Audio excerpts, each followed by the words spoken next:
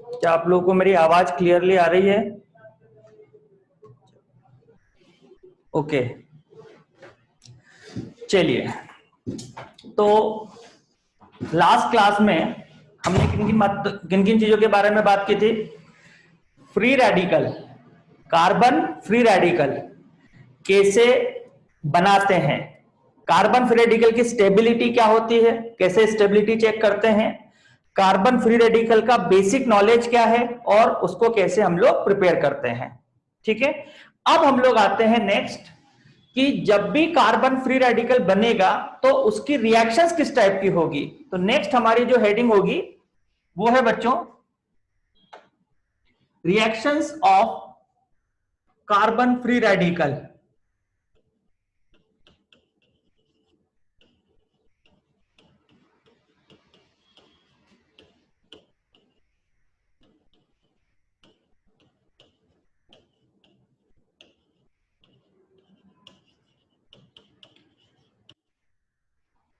Chemical reactions of carbon free radical.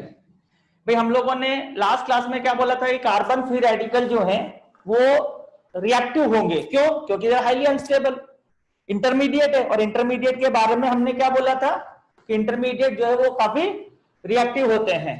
तो carbon free radical जब भी रिएक्शन में जनरेट होंगे, जब भी इंटरमीडिएट में आपको मिलेंगे, तो वो किस टाइप की रिएक्शन में पार्टिसिपेट कर सकते हैं। देखिए, कार्बन फ्री रेडिकल बच्चों दो टाइप की रिएक्शन होती है। पहली होती है combination and the second type of reaction is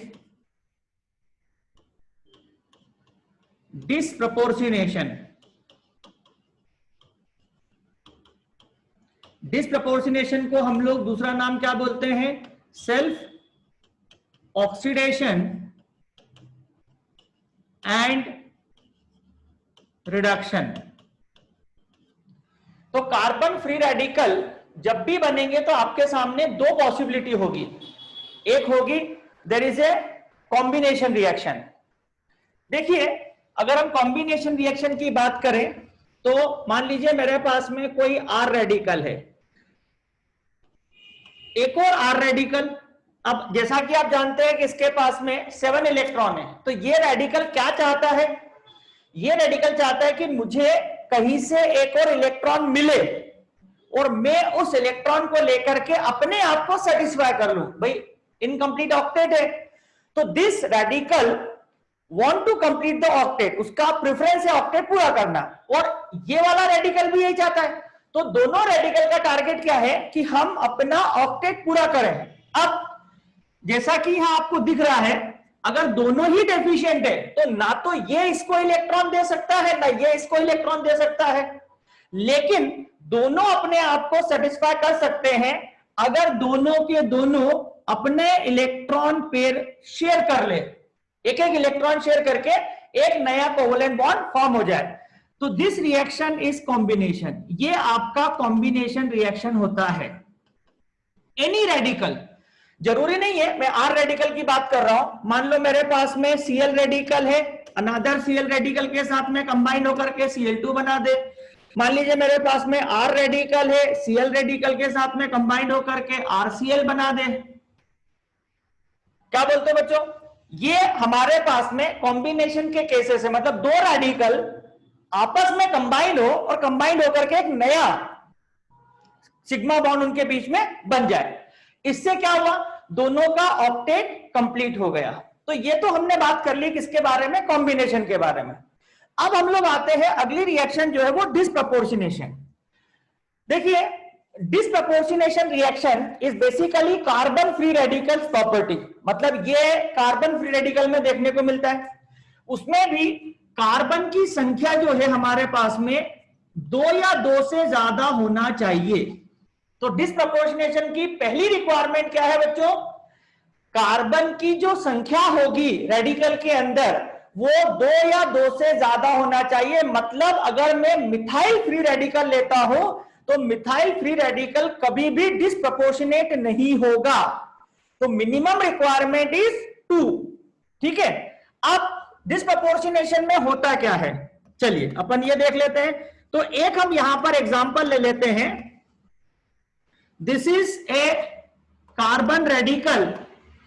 बच्चों, जैसा कि आप लोगों ने ऑक्सीडेशन और रिडक्शन के बारे में पढ़ा है, ऑक्सीडेशन और रिडक्शन को हम लोग हाइड्रोजन के लेन देन के हिसाब से भी बोल सकते हैं।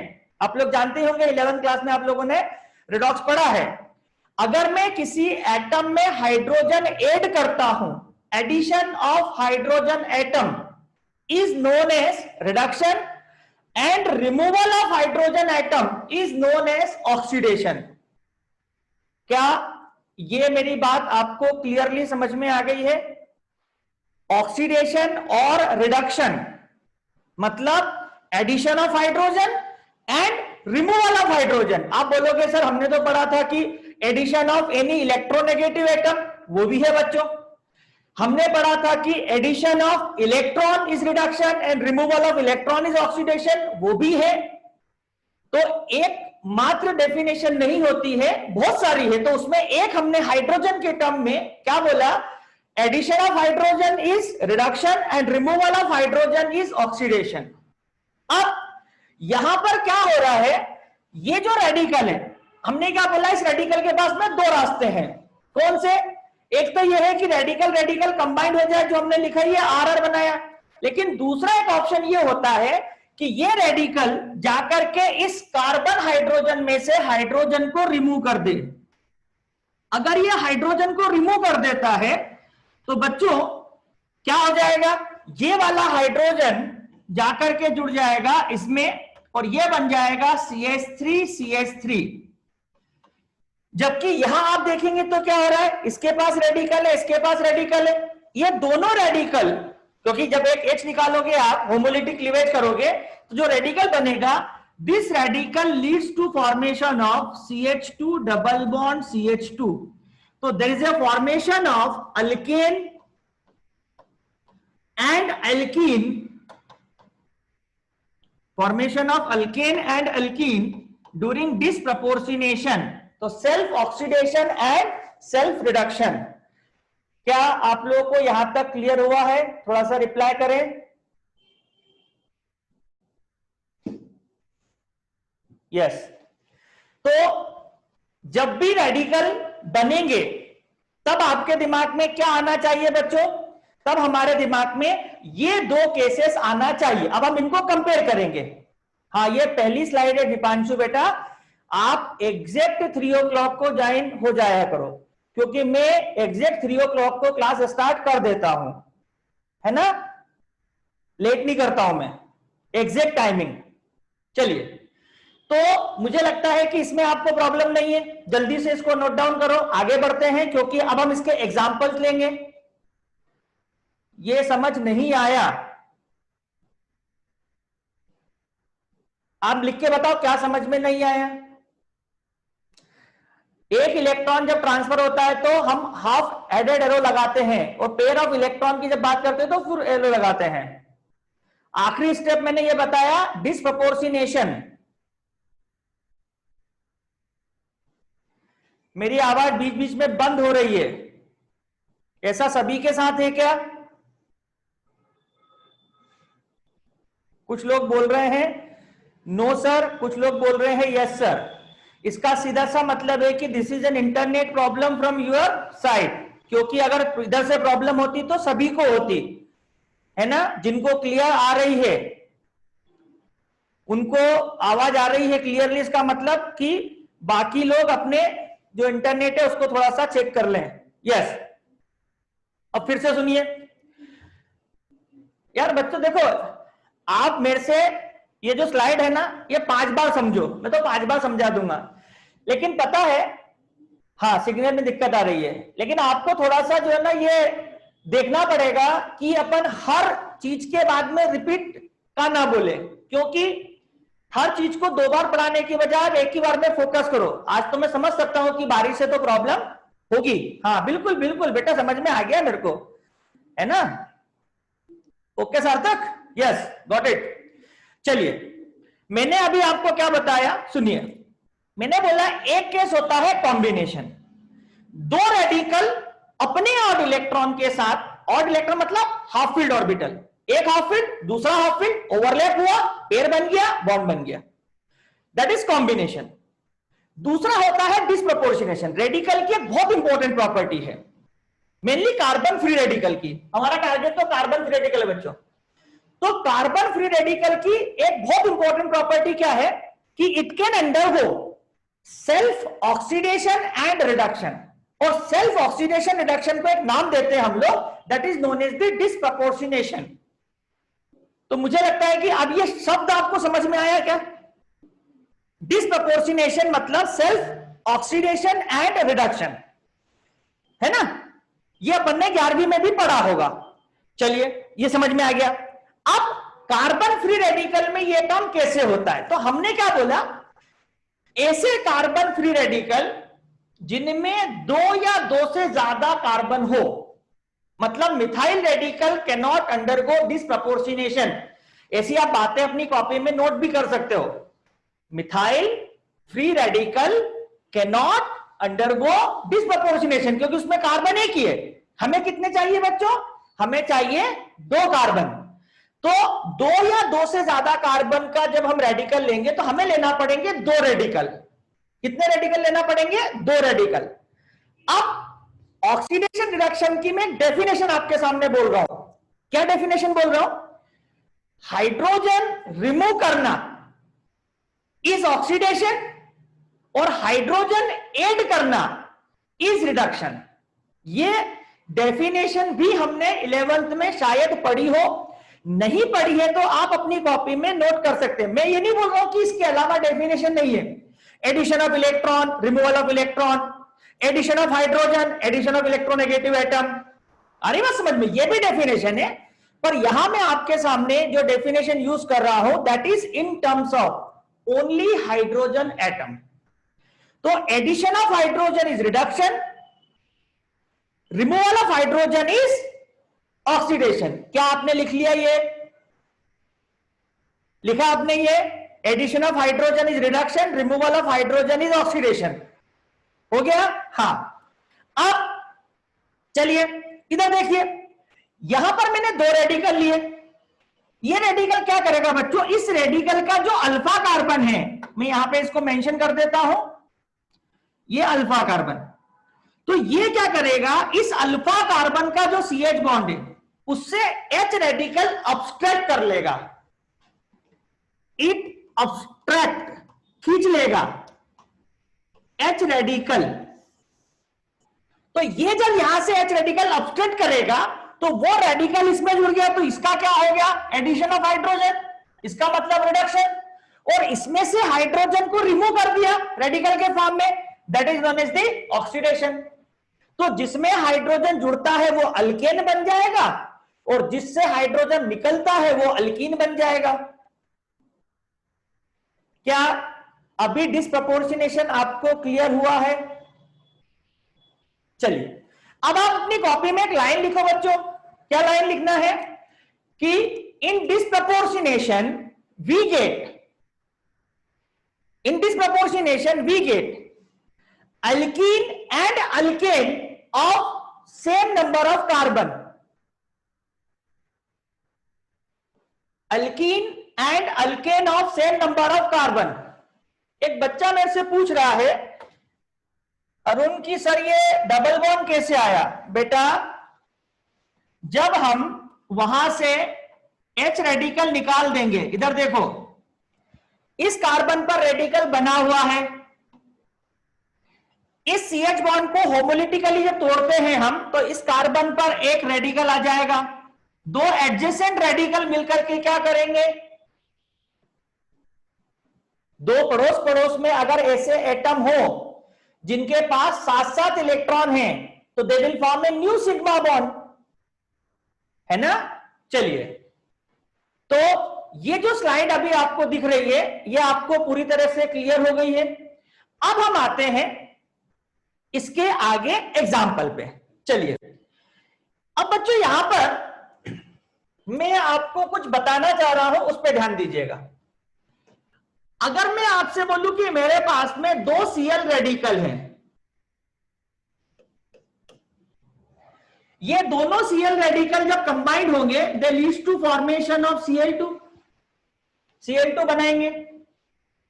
अब यहां मैं आपको क्या बताने वाला हूं, एनर्जी डायग्राम।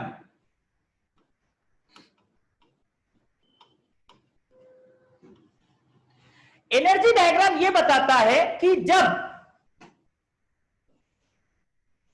हम रिएक्शन कोऑर्डिनेट की बात करते हैं, प्रोग्रेस ऑफ रिएक्शन की बात करते हैं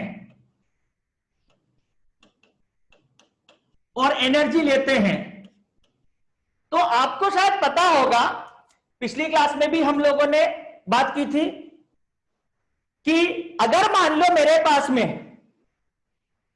कोई रिएक्टेंट प्रोडक्ट में कन्वर्ट होता है तो बीच में हमको एक ट्रांजिशन स्टेट, एक पीक लगता है। क्या आपको याद आ रहा है क्या? जितने पीक्स होते हैं उतनी स्टेप्स होती है, ऐसा कुछ हम लोगों ने बात की थी बच्चों। बहुत बढ़िया। अब यह काम की बात सुनना। पता है जब ये दो Cl रेडिकल आपस में कंबाइन होते हैं तो इनका जो ग्राफ होता है ना वो ऐसा बनता है। इस ग्राफ को देख के आपको क्या समझ में आ रहा है कि यार यहां तो energy of activation almost zero ही है। अरे एक्सोथर्मिक तो है पर यहां पर तो energy of activation almost zero ही है ना। जैसे क्या होता है, रिएक्टेंट का लाइन ऐसी आती है ना, ऐसी, तो यहां तो ऐसी आ रही है। आपको पता है काइनेटिक में आपने पढ़ा होगा कि जिसका ये की वैल्यू जितनी कम होती है रिएक्शन उतनी ही फास्ट होती है। अरेनियस इक्वेशन वगैरह का कुछ कंसेप्ट पढ़ा होगा ना बेटा। स्टेबिलिटी की बात नहीं हो रही है, रिएक्शन की रेट की बात हो रही है। हाँ, तो ये वाली बात समझ में आई क्या? ये जनरली रेडिकल का ग्राफ है, रेडिकल का ग्राफ। अब आप ध्यान देना, दूसरा मैंने आपको क्या बोला, मैंने बोला कि यार डिस्प्रपोर्शनेशन। अब डिस्प्रपोर्शनेशन का अगर हम ग्राफ बनाएं, ये रेडिकल कॉम्बिनेशन,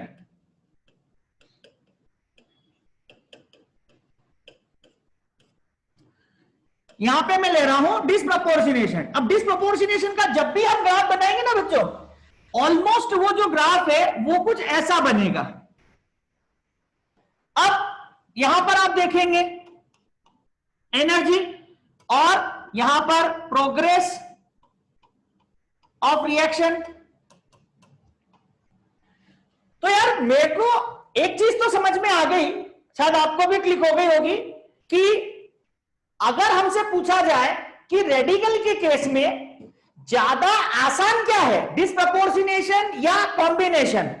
आसान का मतलब किसका रेंज ज्यादा है, रेडिकल क्या प्रिफर करेगा, तो सब बोलेंगे कि सर कॉम्बिनेशन को प्रिफर करना चाहिए रेडिकल ने। बिल्कुल सही है बच्चों। अब हम लोग यहां पर थोड़ी थोड़ी बातें दूसरी स्टार्ट करते हैं। ये लॉजिक आपको क्लियरली समझ में आ गया होगा या इसमें कोई दिक्कत है?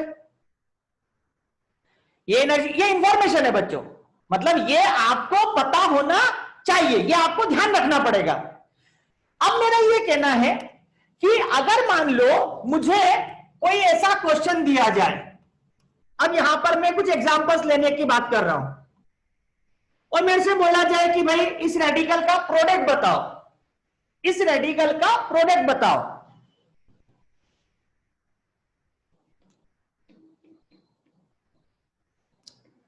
सृजल शर्मा थोड़ा इंतजार करो बेटा। अब मुझे एक बात बताओ, आपको इस रेडिकल को देख करके दिमाग में क्या क्या आ रहा है?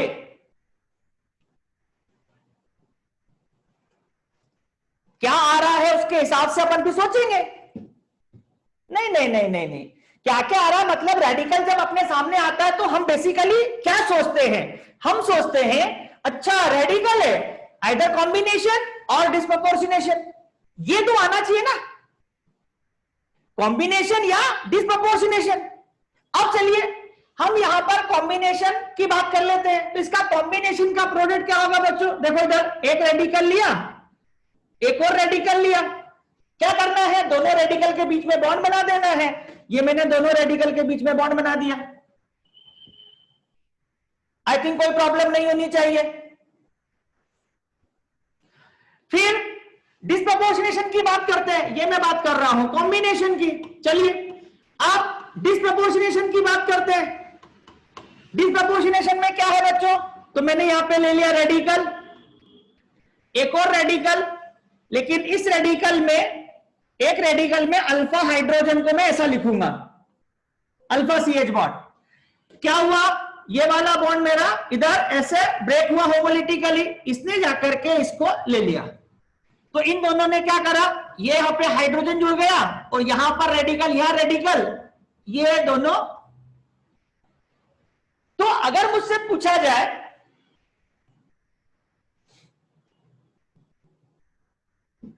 अगर मुझसे यह पूछा जाए कि ये जो रेडिकल है ये क्या प्रोडक्ट देगा, तो आप इसका क्या जवाब देंगे?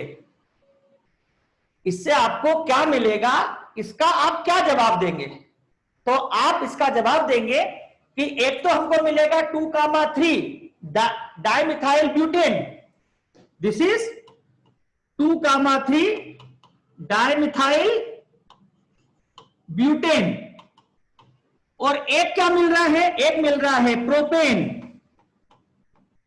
और एक मिल रहा है प्रोपीन। ठीक है बच्चों? अब हमसे क्वेश्चन पूछने वाला एक और बात आगे पूछेगा, वो ये है कि इनमें से मेजर क्या होगा। यार क्या क्वेश्चन पूछ रहे हो यार जीत? कॉम्बिनेशन वाला कैसे बना? दो रेडिकल है, ऑड इलेक्ट्रॉन, बॉन्ड बना लिया।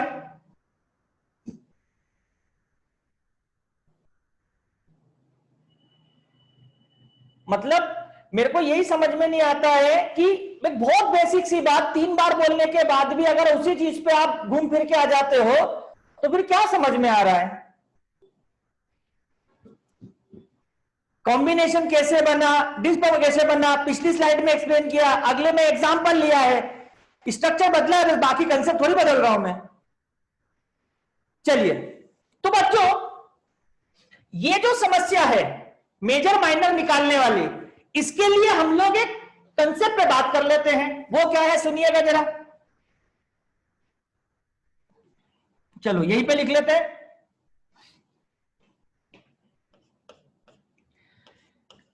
अगर मेरे पास डिफरेंट डिग्री के आर हो तो जो कॉम्बिनेशन रिएक्शन है बच्चों, उस कॉम्बिनेशन रिएक्शन में जो ऑर्डर होगा रिएक्टिविटी का,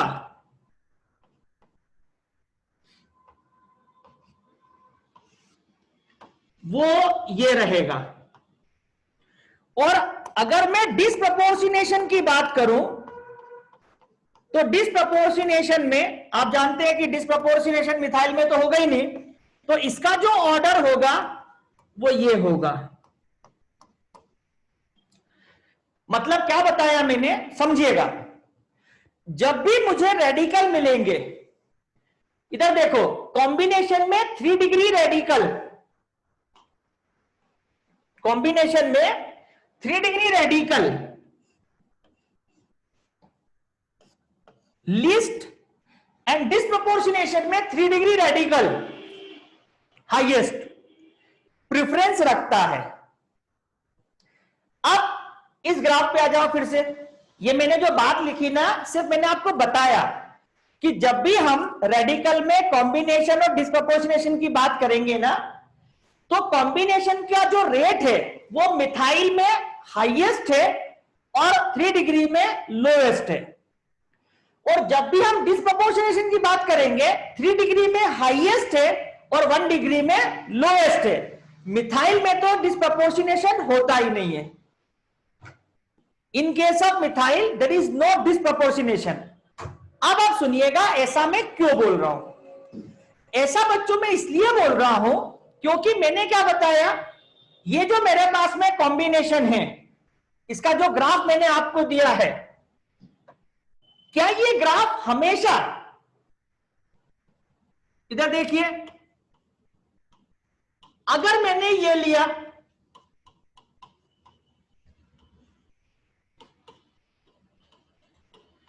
क्या आपको ऐसा नहीं लग रहा है कि 3 degree carbon radical is having steric crowding.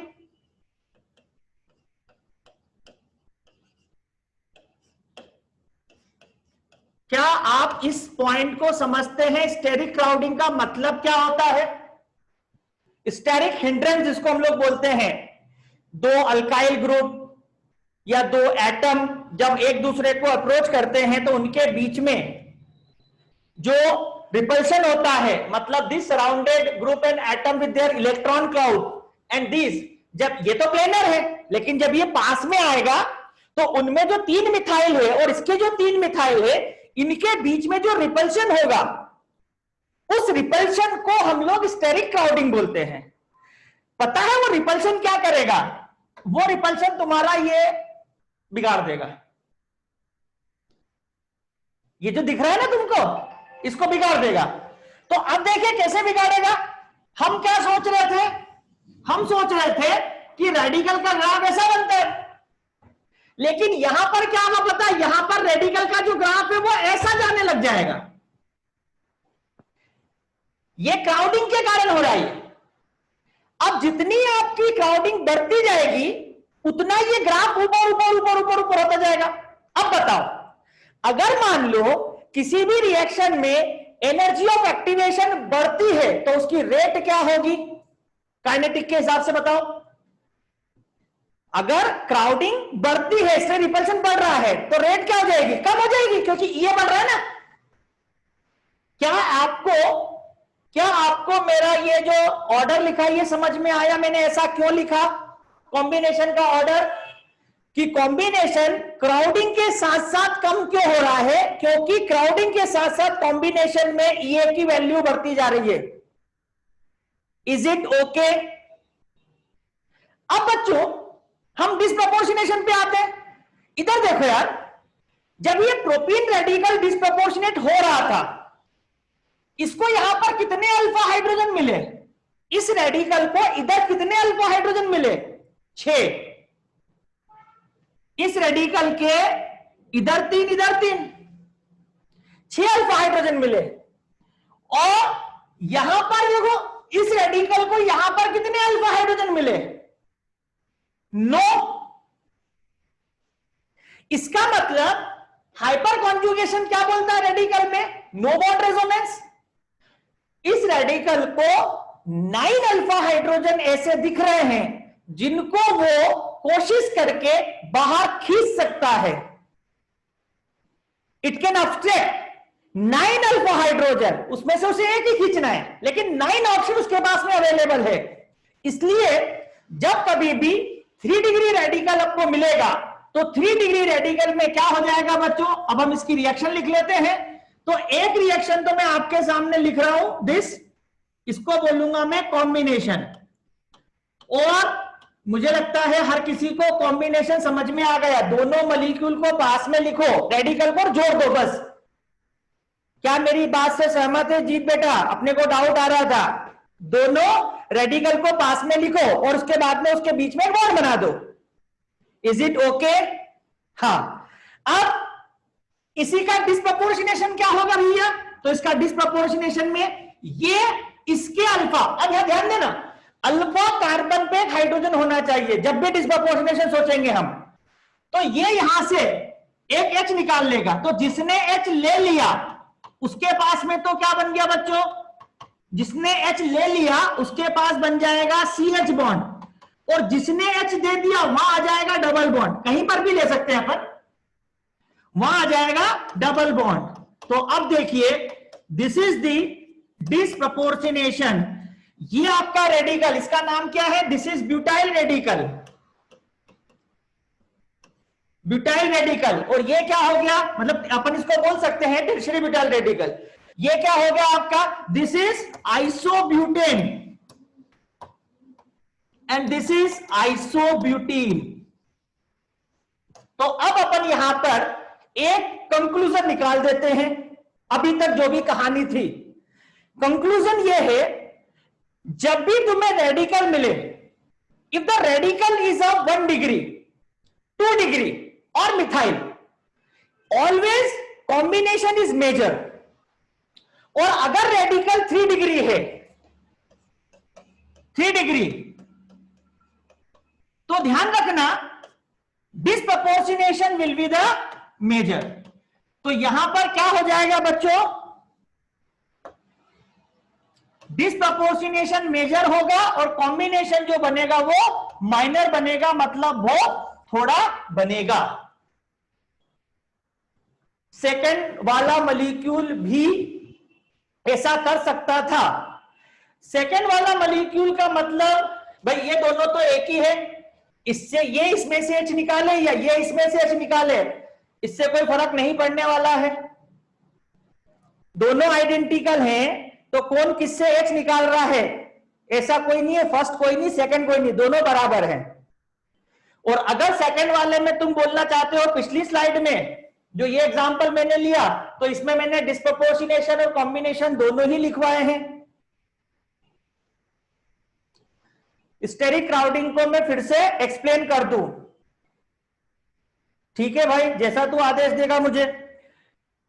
एक एटम के आसपास जितने सराउंडेड ग्रुप होते हैं उसको उसका स्टेरिक क्राउडिंग बोलते हैं। जब दो ऐसे मॉलिक्यूल या स्पेशीज पास में आती है तो इसकी सराउंडिंग और इसकी सराउंडिंग एक दूसरे को पास में आने से रोकेगी, that is known as the steric crowding.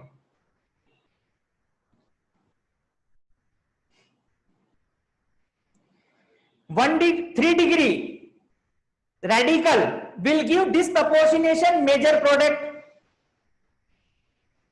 3 degree radical will give disproportionation as a major product, while 1 degree 2 degree as well as methyl gives combination as a major product.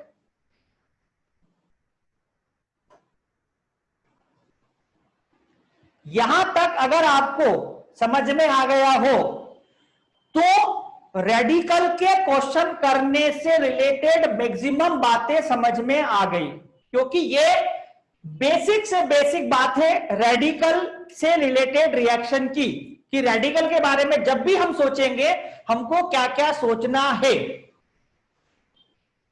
अब हम इसके एग्जाम्पल पे आएंगे, लेकिन मैं यहां पर एक और बात आपको बोलना चाहता हूं, यहां तक किसी को कोई प्रॉब्लम नहीं है। क्या बोलना चाहता हूं बच्चों, शायद आप लोगों ने कभी भी ऑर्गेनिक केमिस्ट्री पढ़ी होगी तो एक वर्ड आपने पढ़ा होगा, रीअरेंजमेंट। हालांकि that we are going to use, पर अभी मैं एक लाइन यहां पे बोलना चाहता हूं। हाँ, और वो रीअरेंजमेंट अगर 11वीं में हमने पढ़ा है, मैंने अगर लगाया है, मतलब मैं ये नहीं बोल रहा कि तुमने पढ़ा होना जरूरी है, मैं तो बोल रहा हूं सिर्फ अगर 11वीं में हमने उसको पढ़ा है तो हमने वो पढ़ा था कार्बोकैटायन में, ठीक है क्या बच्चों। एक लाइन बन जाती है क्या, कि क्या रीअरेंजमेंट सिर्फ कार्बोकैटायन में होता है। एक स्टेटमेंट आ जाता है ट्रू फॉल्स में कि क्या रीअरेंजमेंट सिर्फ कार्बोकैटायन में होता है। तो सुनो, रीअरेंजमेंट कार्बोकैटायन, फ्री रेडिकल और कार्बेनायन सब में होता है, लेकिन मैं यहां पे आपको रेडिकल नहीं पढ़ाऊंगा रीअरेंजमेंट रेडिकल में। अब आप बोलोगे सर क्यों नहीं पढ़ाओगे अगर होता है तो। एक्चुअल में हजारों केसेस में मुश्किल से एक आध एग्जांपल होता है जिसमें हम एक्स्ट्रा ऑर्डिनरी स्टेबिलिटी गेन करने के कारण रीअरेंजमेंट सोचते हैं जो हमें कभी भी नहीं आना है। तो we are not going to waste our time, क्योंकि वो हमारे किसी भी स्टेट में काम का नहीं है प्रोसेस। लेकिन ये लाइन काम की है कि क्या rearrangement is the only property of carbocation, और हमने गलती से बोल दिया हाँ तो हम गलत हो जाएंगे। तो लिखेंगे, एक लाइन लिखेंगे, रीअरेंजमेंट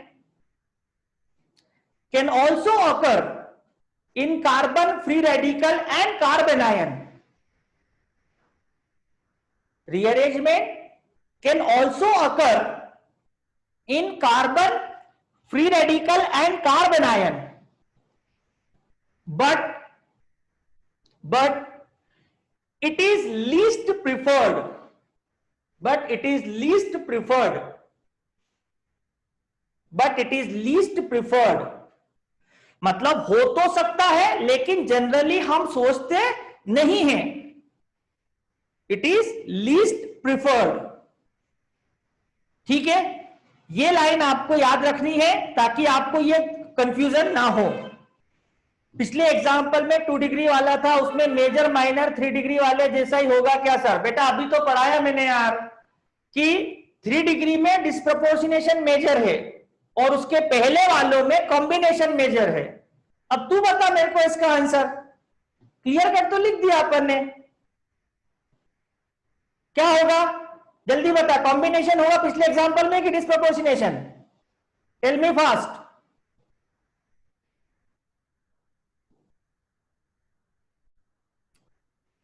क्वेश्चन ये था ना, इस वाले में मेजर क्या होगा?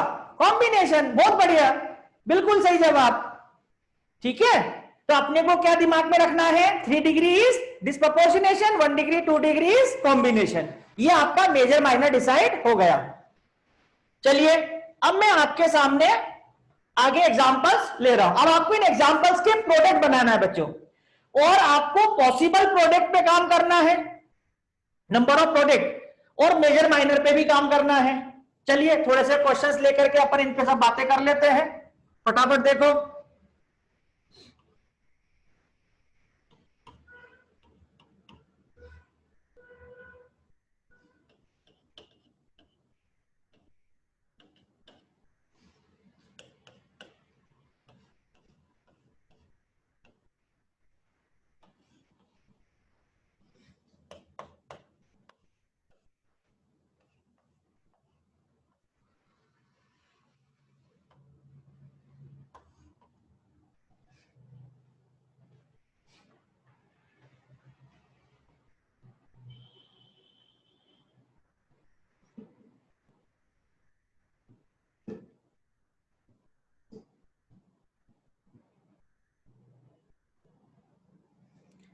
तीनों क्वेश्चन जल्दी से सॉल्व करके बता दो।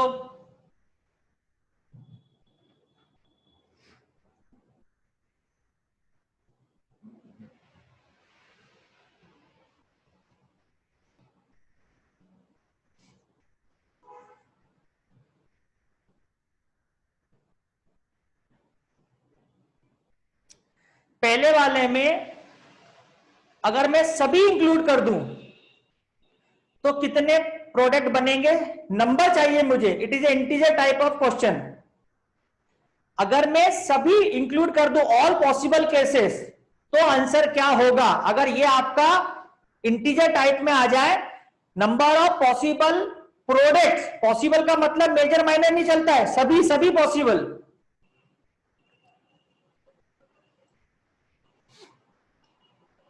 हाँ, कॉम्बिनेशन, डिस्प्रपोर्शनेशन, और भी कुछ दिमाग चलाना हो तो सब चलाना पड़ेगा।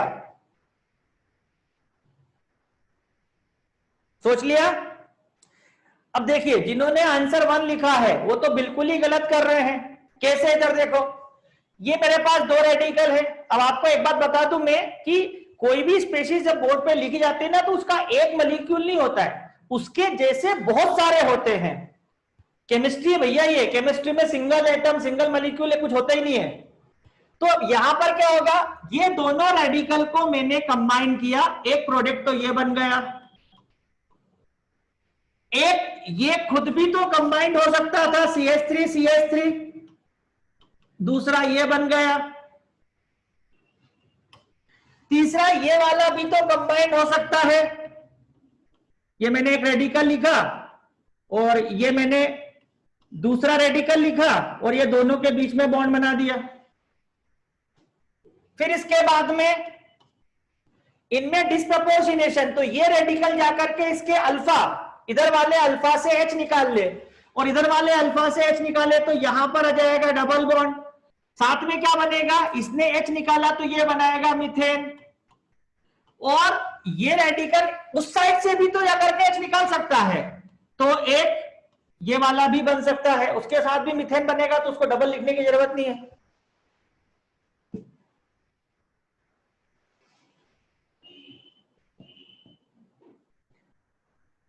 CH3 कंबाइंड हुआ तो दूसरे रेडिकल का क्या होगा?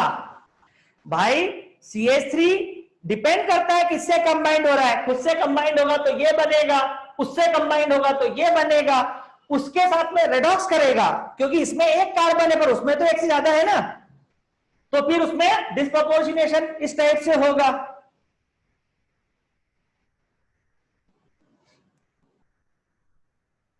मिथाइल का डिस्प्रपोर्शनेशन नहीं हो रहा बेटा, मिथाइल दूसरे के साथ डिस्प्रपोर्शनेशन कर सकता है। जैसे ओनली मिथाइल, मिथाइल के अंदर डिस्प्रपोर्शनेशन नहीं है, लेकिन इस मिथाइल में एक कार्बन है लेकिन इधर तो एक से ज्यादा कार्बन है ना, तो उससे क्या कर सकता है, H ले सकता है वो।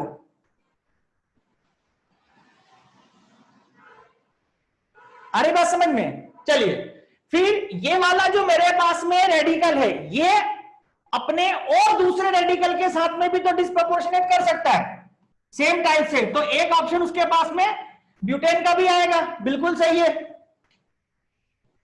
बिल्कुल सही है। अब बताओ कितने टोटल पॉसिबल केस हो गए हैं,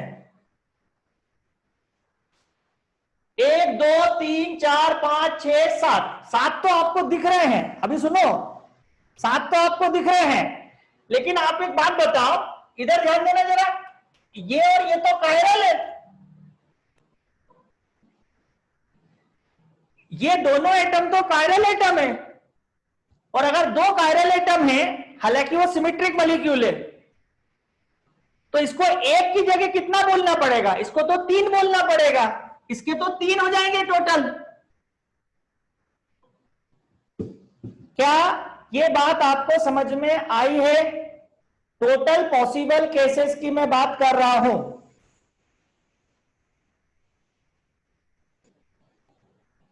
जितने भी रेडिकल हैं उनको आपस में कंबाइन करेंगे और फिर डिस्प्रपोर्शनेशन पे भी बात करेंगे। देखो फिर से एक बार, ये रेडिकल खुद से कंबाइंड हो जाए, ये प्रोडक्ट, ये रेडिकल इससे कंबाइंड हो जाए, ये प्रोडक्ट,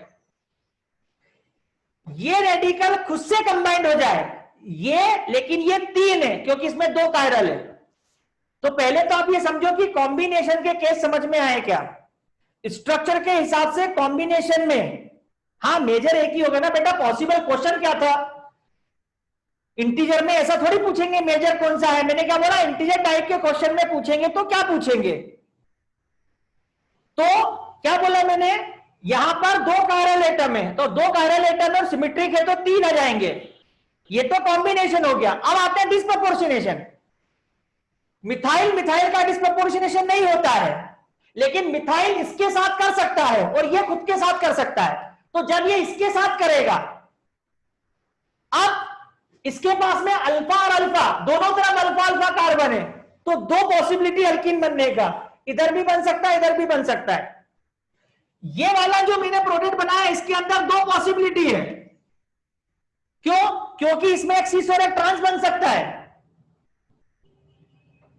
हाँ सोचना तो पड़ेगा भैया, और ये जब खुद से डिस्प्रपोर्शनेट होगा तो ये बनेगा और यही बनेंगे, तो ये रिपीट हो रहे हैं इसलिए 2 बार नहीं लिखेंगे उसको हम। अब बताओ इसका इंटीजर में आंसर क्या हुआ, CH4 कैसे, अरे देवता अब तो ऐसे लगने लगा है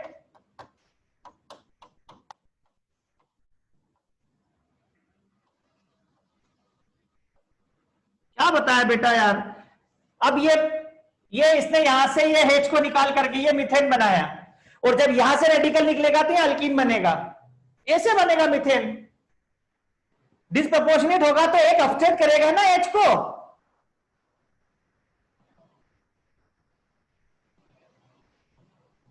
ओके। नहीं कोई फार्मूला नहीं है, बना के देखना पड़ता है।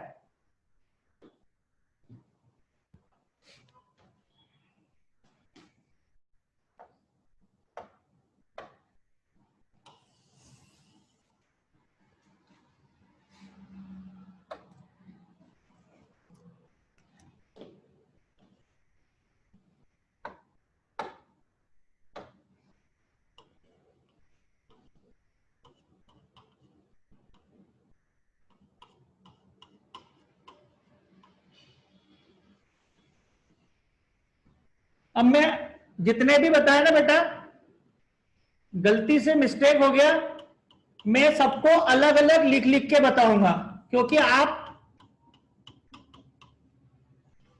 नहीं समझ पा रहे हैं, तो मैं हर एक को फिर से लिख लिख के बता रहा हूं।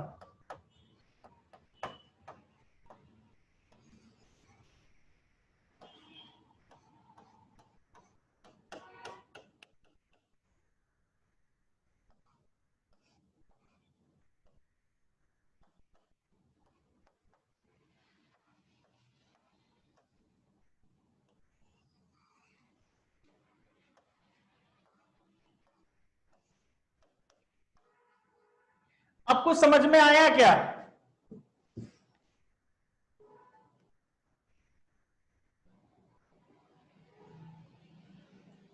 अरे अब कुछ समझ में आया क्या?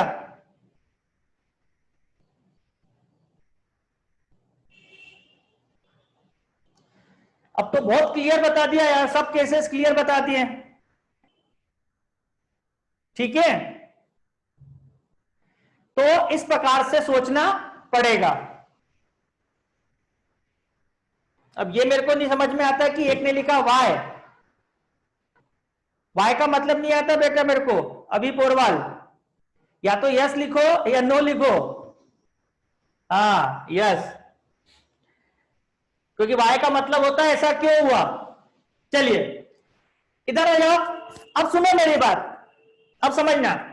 मैंने पहला क्वेश्चन तुमको जो करवाया उसमें ऑल पॉसिबल केसेस, अब मैं आपसे पूछ रहा हूं ओनली कॉम्बिनेशन।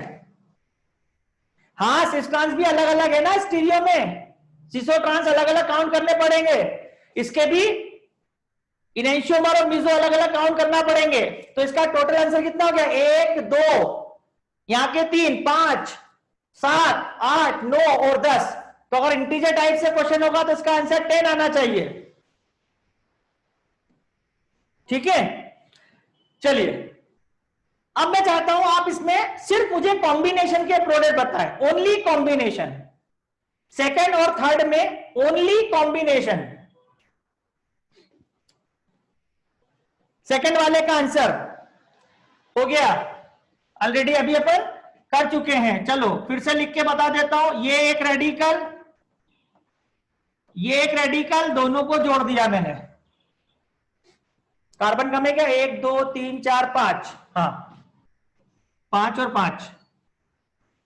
ठीक है, अब मैं आता हूं थर्ड वाले पे। थर्ड वाले पे मुझे बता सकते हो क्या कितने प्रोडक्ट बनेंगे थर्ड वाले में? Only combination, no disproportionation, only combination.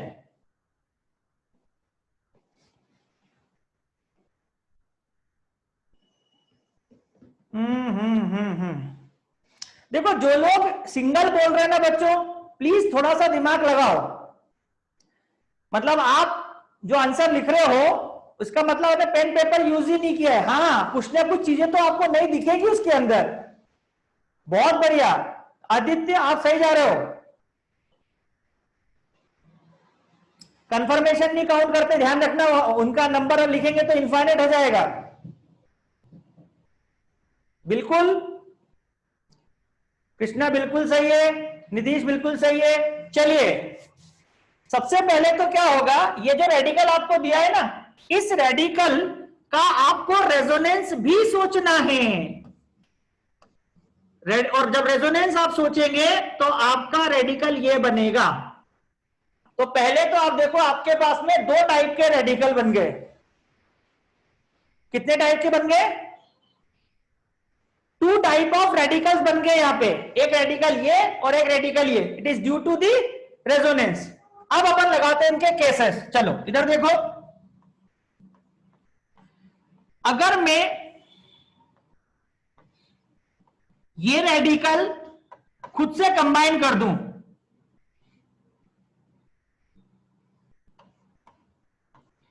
इस रेडिकल को मैं खुद से कंबाइन कर दूं, एक केस ये हो गया। जब इनको मैं खुद से कंबाइन करूंगा तो मैं यहीं पर इसको चेंज कर रहा हूं। खुद से कंबाइन करने पर क्या आ जाएगा, ये यहां से मैंने ऐसा जोड़ दिया। ठीक है, प्लस ये वाला रेडिकल मैं खुद से कंबाइन करता हूं।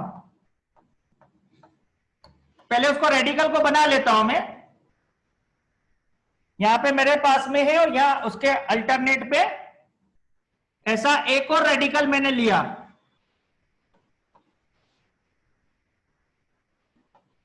और फिर इन दोनों को ले जाके जोड़ दिया यहां पर भी,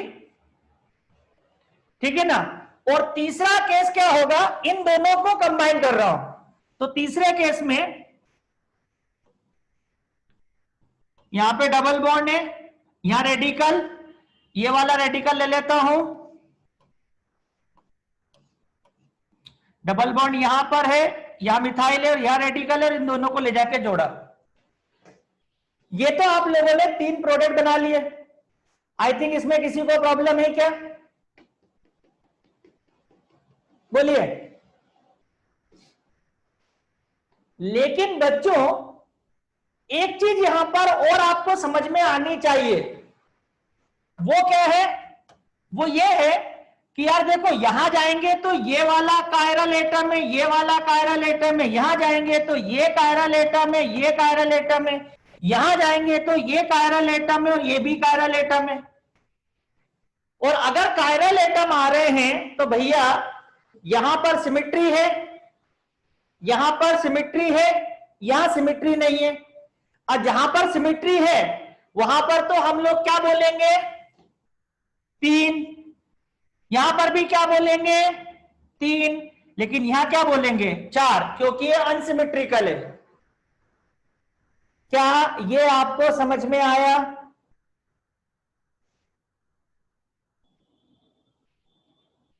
जल्दी से जवाब दो।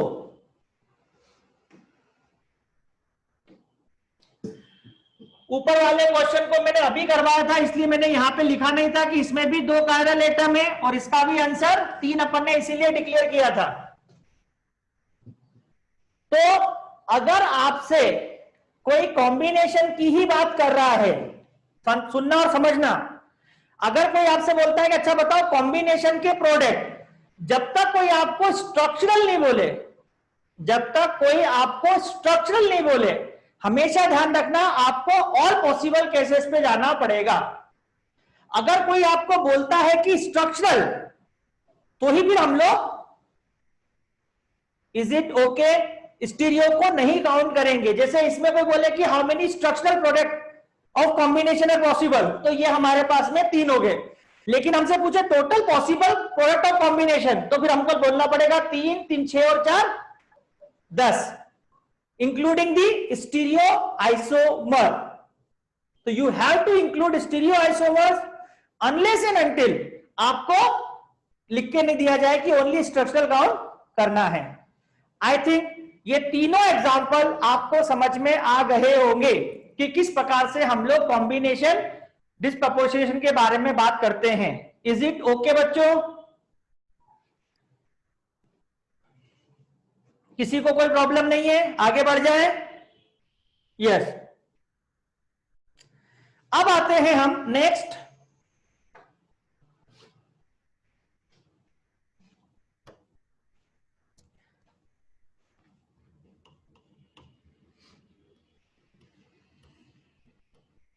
if you are having radical जिसमें कि 2 पोजीशन या 2 अलग अलग कार्बन पर रेडिकल बन रहे हैं, जल्दी से इन प्रोडक्ट्स के बारे में सोच करके जवाब दो।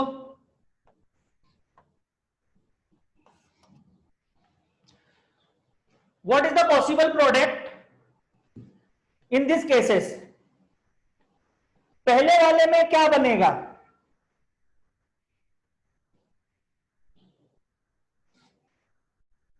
देखो कॉम्बिनेशन की बात कर रहे हैं अपन, एक्चुअल में डिस्प्रपोर्शनेशन कुछ ही जगह पे मेजर होता है, इसलिए अपन कॉम्बिनेशन की ही बात कर रहे हैं यहां पे।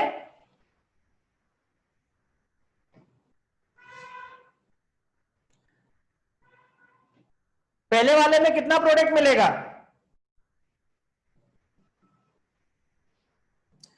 बिल्कुल सही है। अगर एक ही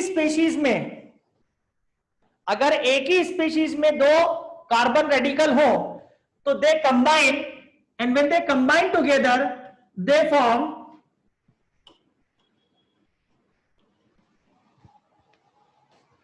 एक सिस और एक ट्रांस।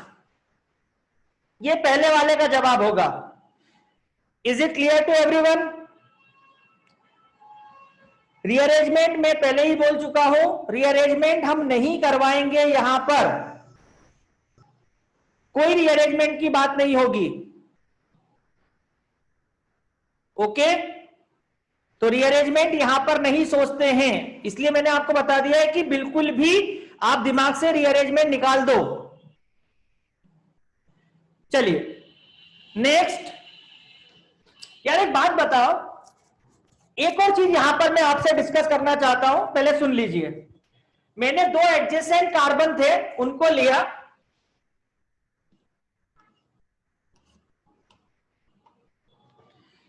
अगर मैं आपसे बोलता हूं कि यार एक ये भी तो सोचने में आ सकता है, क्या क्या हम ऐसा सोच सकते हैं क्या? पहले वाले में इंट्रामोलिकुलर कॉम्बिनेशन तो हमने कर दिया, लेकिन इंटर में ऐसा कर सकते हैं क्या? एंगल स्ट्रेन होगा, बिल्कुल होगा, लेकिन ऐसा कर सकते हैं या नहीं कर सकते हैं? यस। अब सुन लीजिए, अगर हमारे पास इंट्रा और इंटर का ऑप्शन हो, ध्यान रखना, we always give preference to intramolecular reaction, मतलब इंटर बिकम्स नेग्लिजिबल। कर तो सकते हैं लेकिन इट बिकम्स नेग्लिजिबल, बहुत कम परसेंटेज होगा उसका। मतलब whenever we have option of intramolecular and intermolecular, always give preference to intramolecular unless and until we don't have any major problem. Always give preference to intramolecular. Thermodynamically, intramolecular reactions are much more preferred over intermolecular reaction. एक line अपनी copy में note करो। Thermodynamically,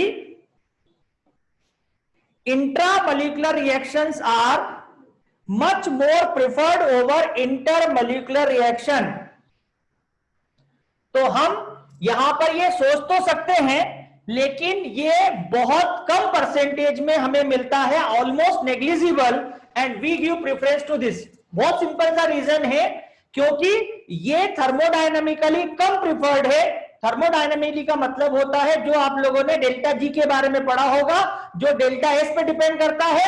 जब ये dimer बनाएगा, delta S randomness उससे reduce हो जाएगी, because the total number of species in the product will get reduce.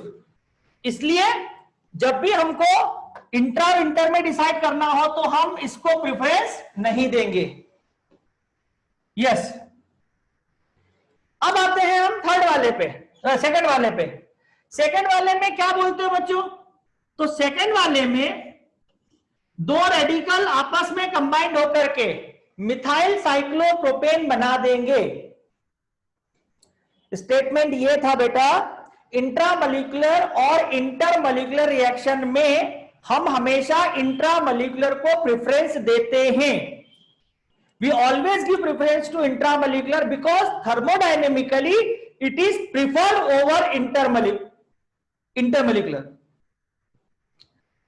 इसलिए अब किसी बच्चे को क्या लगेगा, सर यहां पर एंगल स्ट्रेन बढ़ रहा है, हाँ, लेकिन इंट्रामोलिकुलर ही मेजर होगा। ठीक है, तो इसका मेजर प्रोडक्ट यही होगा। चलिए अब आते हैं इसके बाद में हम लोग, इसमें क्या होगा? ऐसे मेरे पास में 1 2 3 4, सो साइक्लोब्यूटेन, तो there is a formation of cyclopropene,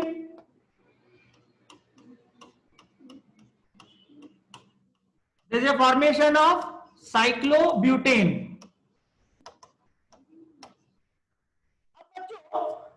इसके अंदर क्या सोचते हो? फोर्थ वाले में आपको क्या लगता है क्या बनना चाहिए?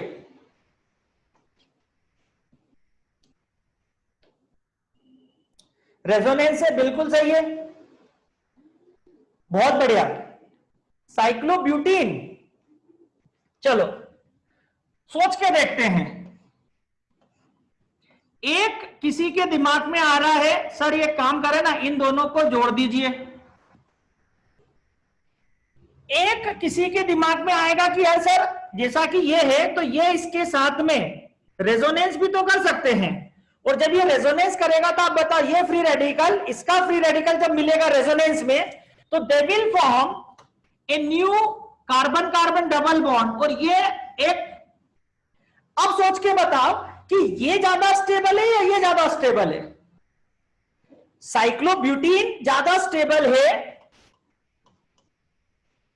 साइक्लोब्यूटीन ज्यादा स्टेबल है या ब्यूटाडाइन ज्यादा स्टेबल है? क्या बोलते हो? सेकेंड वाला ज्यादा स्टेबल है ना? हाँ, तो ये बनेगा। अब इसमें स्ट्रेन बढ़ रहा है, सब कुछ ज्यादा, इसलिए ये नहीं बनेगा। Is it okay? क्या ये वाली बात आपको समझ में आ रही है बच्चों? यस। अब मतलब देखिए, जब अपन फ्री रेडिकल की रिएक्शन सीख लेंगे ना तो इसका जो एप्लीकेशन है हाइड्रोकार्बन में जो 4-5-6 नेम रिएक्शन है वो इसके साथ ही खत्म हो जाएगी मैक्सिमम। क्यों? क्योंकि यही तो स्ट्रक्चर्स उसी बीच बीच में आएंगे और यही हमको प्रोडक्ट वहां पर बनाना होंगे। तो इसलिए ये उसी के लिए हम लोग बात कर रहे हैं कि जितना भी रेडिकल हमारे ऑर्गेनिक केमिस्ट्री में कहीं भी आए तो हमको उसके बारे में क्या क्या चीजें सोचना है। चलिए और आगे आते हैं, कुछ और एग्जांपल ले लेते हैं।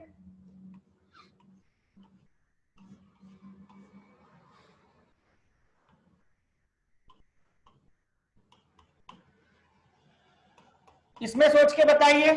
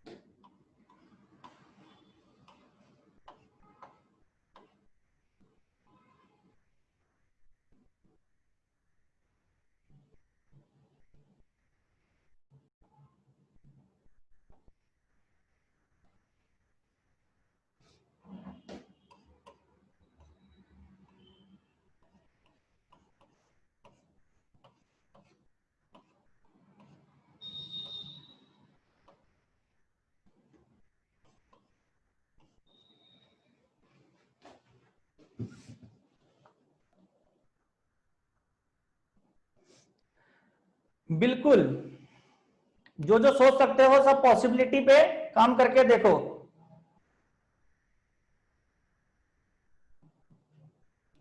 लास्ट एग्जांपल में हमसे कोई पूछा possible number of combination. Last example मतलब इसकी बात कर रहे हो क्या बेटा? अगर इसकी बात कर रहे हो तो ये मेजर है और ये नेग्लिजिबल है, मतलब ये बनता ही नहीं है, क्योंकि आपको पता होना चाहिए sp2 हाइब्रिडाइज होने के कारण it will give least preference, और दूसरा जो दूसरा अल्टरनेट प्रोडक्ट है बहुत ज्यादा स्टेबल है, तो इसका मतलब जो ड्राइविंग फोर्स होगा वो इधर लेके जाएगा, रिएक्शन को इधर लेके नहीं जाएगा। अगर एक्सट्रीम डिफरेंस होता है दो प्रोडक्ट में तो हम हमेशा जो मोस्ट स्टेबल है उसी में जाते हैं, दूसरा नेग्लिजिबल मतलब ऑलमोस्ट 0%।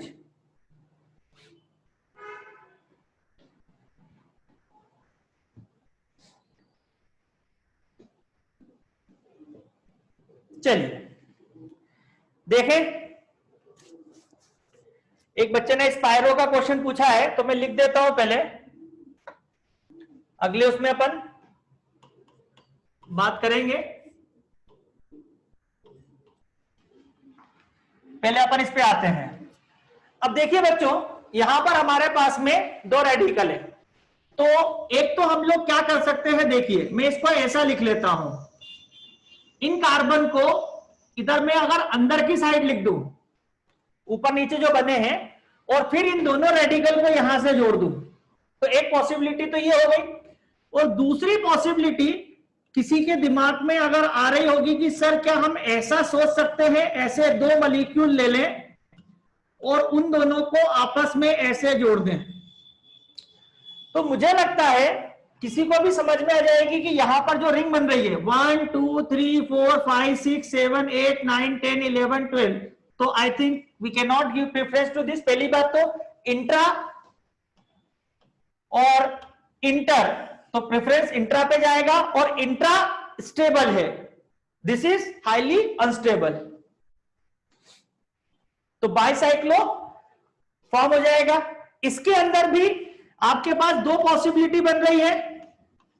एक पॉसिबिलिटी में आपने क्या करा, इसको डायरेक्टली जोड़ दिया, और दूसरी पॉसिबिलिटी में आपने क्या करा, जैसा कि आप जानते हैं कि ये इसके साथ में रेजोनेंस कर ले, और अगर ये रेजोनेंस कर ले then this leads to formation of benzene, तो ये बेंजीन होगा, और ये, हालांकि ये भी बेंजीन का फॉर्मूला, लेकिन हम इसको फॉलो नहीं करते हैं, हम कैक्युले फॉर्मूले को मानते हैं।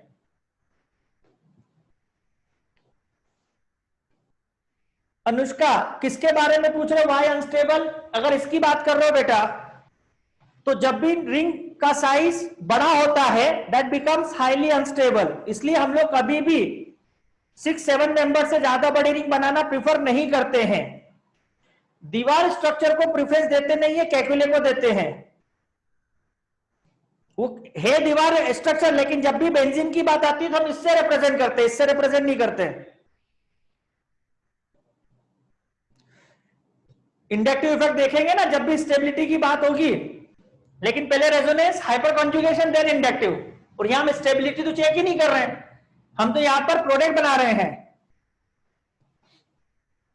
नेक्स्ट, अब इस पे आते हैं, तो इस पे भी आपके दिमाग में दो बातें चल रही होगी। एक तो ये कि सर आप एक काम करिए, इन दोनों को जोड़ करके और ऐसा एक स्ट्रक्चर बना दीजिए, लेकिन आप जानते हैं कि sp हाइब्रिडाइज कार्बन कभी भी 4 मेंबर रिंग नहीं बनाता, even sp hybridize carbon 8-9 member तक भी नहीं बनाता है। पहली रिंग sp हाइब्रिडाइज कार्बन की जो मिलती है वो 10 मेंबर होती है, ये आप कहीं पे नोट कर सकते हैं अपनी कॉपी में। पहली रिंग जो बनती है sp हाइब्रिडाइज कार्बन के साथ में, that is a 10 membered ring, उसके पहले नहीं बनती कभी भी। तो ये जो हमने लिखा है ये तो संभव ही नहीं है, लेकिन हाँ यहां पर भी हम लोग रेजोनेंस लिखे, और रेजोनेंस के बिहाफ हम लोग यहां क्या बना सकते हैं, तो देखो इधर CH2 double bond C double bond C double bond CH2, that is we have allene like structure, तो यहां पर एलीन का फॉर्मेशन पॉसिबल है हमारा। तो रेडिकल को किस प्रकार से हम रिएक्शन में प्रोडक्ट में कन्वर्ट कर रहे हैं, आप लोगों को अच्छे से समझ में आ रहा होगा। इधर आते हैं, इधर कोई प्रॉब्लम नहीं है, दो ऐसे रेडिकल लिखेंगे हम और उन दोनों को ज्वाइन कर देंगे। इसमें आते हैं, दो एडजेसेंट कार्बन पर रेडिकल जब भी होगा we always prefer to have a new pi bond, अगर वो नहीं बन पा रहा है तो अलग बात है, वरना नहीं तो हम पाई बॉन्ड बनाएंगे। इसमें बात करते हैं, इसमें क्योंकि रेजोनेंस पॉसिबल है तो इंस्टेड कि हम इन दोनों के बीच में पाई बॉन्ड सिग्मा बॉन्ड बनाए, हम रेजोनेंस में इसको ऐसा कन्वर्ट करेंगे। और यहां पर अगर हम देखें तो there is a formation of structure like this, तो this is the sp carbon ring favour क्यों नहीं करता बेटा, sp कार्बन का बॉन्ड एंगल 180 होता है, 180, और 180 का मतलब होता है लीनियर, तो लीनियर को आप रिंग में नहीं घुमा सकते। एंगल स्ट्रेन की वैल्यू बहुत ज्यादा हो जाएगी। चलिए, तो क्या सभी इन प्रोडक्ट्स को लेकर के कंफर्टेबल हैं? समझ में आ गया है किन किन बातों का ध्यान रखना है? लास्ट टू, क्यों बेटा, ये यहां से तुम बॉन्ड बनाओगे और ये कॉन्जुगेशन में है, तो प्रिफर क्या होगा? Conjugated dine. कॉन्जुगेटेड डाइन मतलब ये, यहां पर इसको इसको अपन बने नहीं सकते, क्योंकि अगर तुम बाइसाइक्ल बनाओगे तो ब्रिजेड बेट्स रूल अपन ने पढ़ा था, उसमें कभी भी डबल बॉन्ड नहीं होता है, तो वो तो पॉसिबल ही नहीं था। लेकिन ये इससे कॉन्जुगेट कर रहा है, ये इससे कॉन्जुगेट कर रहा है, तो एक कॉन्जुगेटेड सिस्टम नया बन जाएगा। ठीक है, चलिए अब इसके बाद में इसमें आते हैं। तो यहां पर हमने देखा है कि बच्चे बहुत बार एक गड़बड़ कर देते हैं। गड़बड़ ये कर देते हैं कि जैसे हमने क्या करा, ये लिखा और ऐसा यहां पर हमने जोड़ दिया, ये गलत है।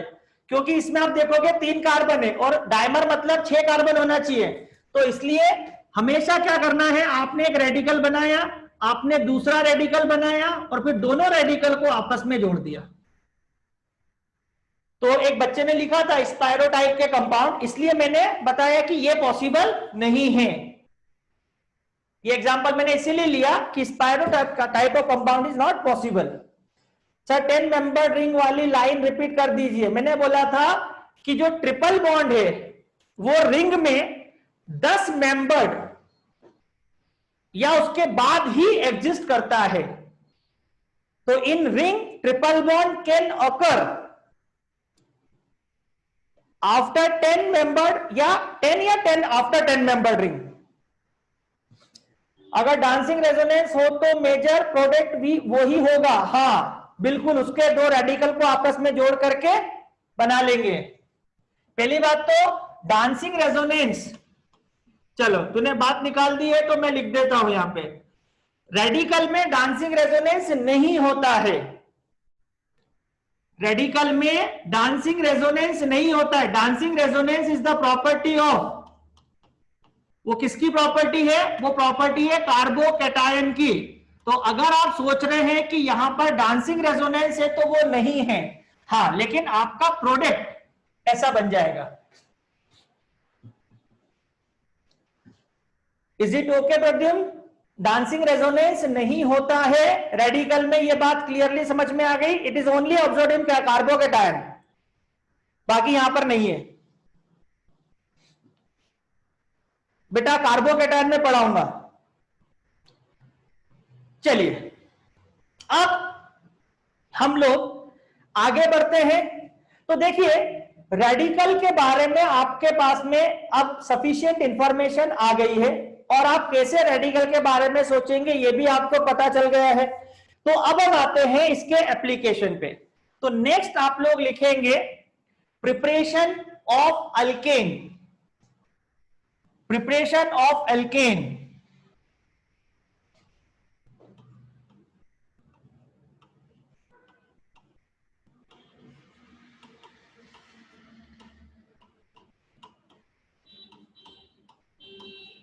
देखिए अब जो रिएक्शंस हम लोग पढ़ना स्टार्ट कर रहे हैं, देखो हमने एक्चुअल में रेडिकल क्यों पढ़ा, क्योंकि अभी हम अल्केन में जब बातें करेंगे ना तो बहुत सारे केसेस रेडिकल वाले हैं। तो रेडिकल का बेसिक हमारे पास में है, अब हम उसको अप्लाई करते जाएंगे। लेकिन बच्चों एक और चीज जो आपको यहां पर समझनी होगी जो बहुत ही इंपॉर्टेंट है, हर रिएक्शन 2 बार अपेयर होती है ऑर्गेनिक केमिस्ट्री में, 2 जगह आती है। कैसे बताता हूं। मैंने क्या हेडिंग डाली है? Preparation of alkane. अब मान लो मैं आपके सामने यहां पर लिखता हूं पहला पॉइंट, फ्रॉम अल्काइल हैलाइड,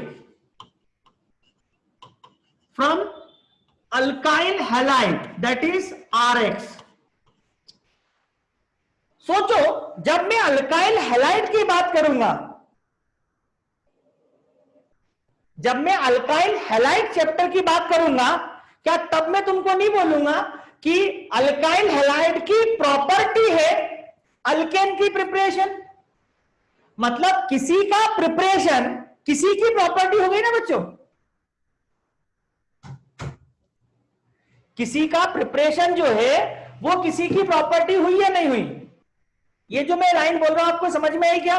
तो अब क्या होगा, मैं किसी भी कंपाउंड को बना रहा हूं तो किससे बना रहा हूं उसके लिए भी वो रिएक्शन काउंट होगी, और जिसको बना रहा हूं उसके लिए भी वो रिएक्शन काउंट होगी। मतलब पूरी ऑर्गेनिक केमिस्ट्री में मैं जितनी बातें आपको पढ़ाऊंगा वो दो दो जगह अपीयर होगी हर बार।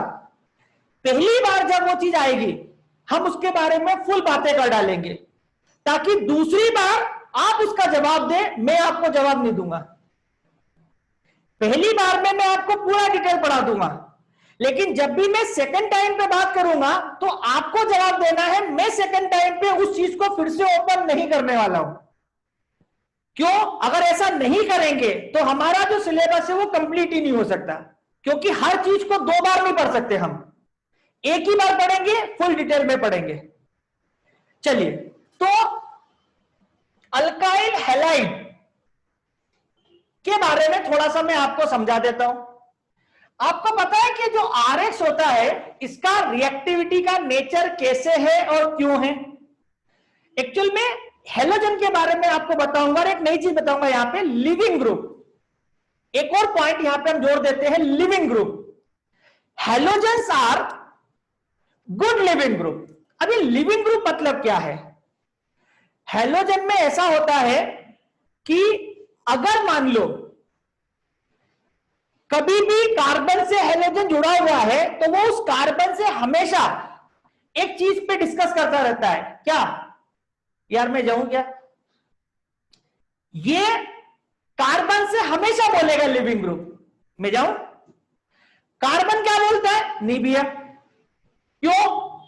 क्योंकि कार्बन को पता है कि मैं अभी 4 बार बना के बैठा हूं, तू जैसे ही जाएगा यहां से मेरे नंबर ऑफ बॉन्ड हो जाएंगे 3, और 3 बॉन्ड वाला कार्बन हमने पिछली क्लास में पढ़ा है इंटरमीडिएट होता है। और इंटरमीडिएट के बारे में हमने पढ़ा है कि उसकी जो लाइफ होती है वो बहुत कम होती है। तो intermediates have very short life, उनकी लाइफ बहुत कम होती है, दे आर हाईली अनस्टेबल। तो ये कार्बन जो आर मतलब कार्बन का स्ट्रक्चर है, ये कार्बन इस हाइड्रोजन को हमेशा क्या बोलेगा? तुसी ना जा, रुक यार। लेकिन ये कार्बन भी समझदार है, जब इसको अपने आसपास ऐसा माहौल दिखता है कि यार इसके जाने से मुझे कोई फर्क नहीं पड़ेगा, तो वो ही उस हेलोजन को क्या बोलेगा? तू जा, अब तू जा, अब मेरे को तेरी जरूरत नहीं है।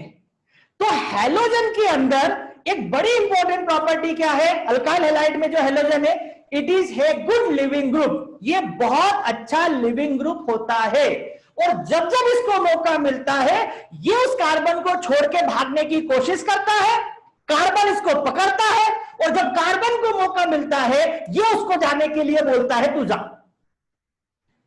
Is it okay? तो अल्काइल हैलाइड की मदद से हम लोग अल्केन कैसे बनाएंगे?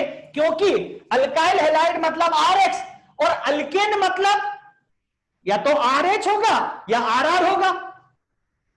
भाई या तो हम उसको RH बोलेंगे या उसको R बोलेंगे। तो बच्चों हम अगले उसमें इन अल्काइल हैलाइड से जो जो तरीके हैं अल्केन बनाने के उस पर बातें करने वाले हैं। क्या आपको यहां तक कोई समस्या है? बिल्कुल स्लाइड्स दिखा रहा हूं मैं, तो ये हेडिंग हम अगली क्लास में यूज करेंगे, ठीक है? चलिए, तो जल्दी से मैं आपको स्लाइड दिखा देता हूं, देख लीजिए आप लोग। ये आपकी फर्स्ट स्लाइड थी आज की।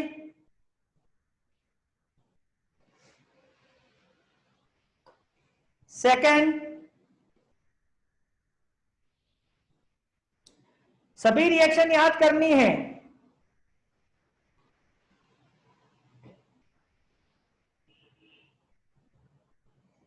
थर्ड,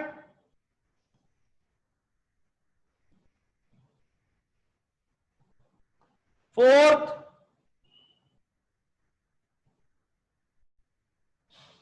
फिफ्थ,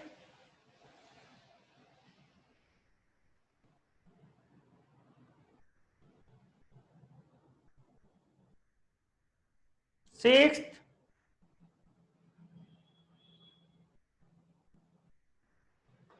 7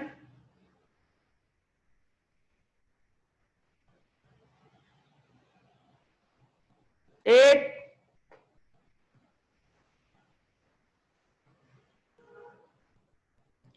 और 9th में तो कुछ भी नहीं है, ये तो अगली क्लास में वापस कंटिन्यू करेंगे, है ना। 4th वाला दिखाना है, चलो ये 4th है बेटा,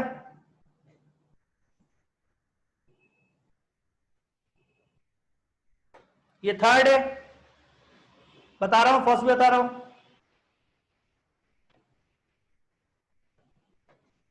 ये फर्स्ट है। बिगनर बॉक्स अभी नहीं करेंगे, कॉपी पढ़ने पे ध्यान दो प्लीज। क्वेश्चंस अभी इतने ज्यादा इंपॉर्टेंट नहीं है जितना कि आपको एक कॉपी याद होना जरूरी है।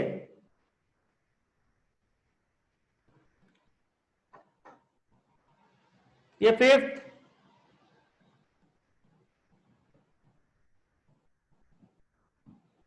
लिविंग ग्रुप आर एक्स को बोलेगा, या बेटा आर एक्स में एक्स लिविंग ग्रुप है, आर को बोलेगा, जुड़ा हुआ कार्बन से है, कार्बन से बोलेगा, पर कार्बन अपने सराउंडिंग के साथ में डिसीजन लेता है। चलिए डांसिंग रेजोनेंस आगे पढ़ाऊंगा ना यार बेटा, बोला तो सही, कार्बोकेटायन में बात करेंगे जब उसका यूज होगा। Okay, see you next time.